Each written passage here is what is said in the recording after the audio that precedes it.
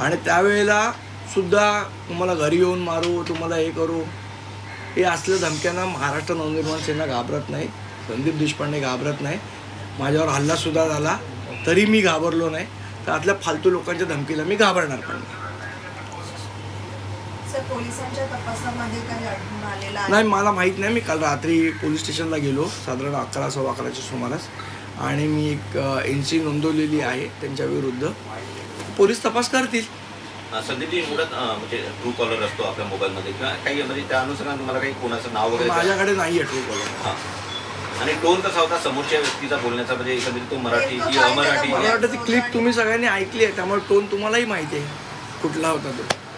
तुम्हाला कोणावरती संशय आहे का? कारण आपण बघितलं असे फालतू लोक बरेच असतात, त्यातला एखादा फालतू माणूस असावा असं माझा अंदाज आहे.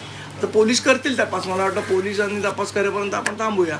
महाराष्ट्र नवनिर्माण सेना नेहमीच मराठीच्या भाषेवर आग्रही राहिलेली आहे आणि अशामध्ये गेल्या काही महिन्यांपासून किंवा काही दिवसांपासून मराठी भाषेला होणारा अपमान हा राज्यात वाढताना, खास करून मुंबईत वाढताना मला असं वाटतं की याच्यामध्ये हा तपास केला पाहिजे. कोणी जाणीवपूर्वक मुंबईचं, महाराष्ट्राचं वातावरण बिघडवण्याचा प्रयत्न करत आहे का, जाणीवपूर्वक या गोष्टी केल्या जात आहेत का, याचा सुद्धा मला असं वाटतं तपास आपल्या सगळ्यांनीच करायला पाहिजे. तर भारतीय विकास सेनेचा त्याच्यामागे काही हात आहे का? कारण माहीत नाही मला. आता पोलीस तपास करतील तेव्हा कळेल. त्यांचं असं म्हणणं होतं की मराठीच्या मुद्द्यावरून मनसेने मारहाण केली, ते सगळे हिंदू, त्यामुळे राज ठाकरे हे झालं, याच्यावर काल बोललोय.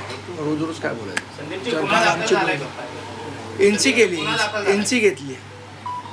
संदीपजी, जेव्हा पहिला फोन कॉल आला तो रेकॉर्ड झालेला नाहीये, दुसरा तुम्ही रेकॉर्ड केला. पहिल्या फोन कॉल मध्ये काही त्याने म्हटलं आहे का असं काही? नाही, यात शिव्या घातल्या की तुम्ही माहिती आहे. आता मी चॅनलवर सांगणं पण योग्य नाही, अशा पद्धतीची भाषा होती.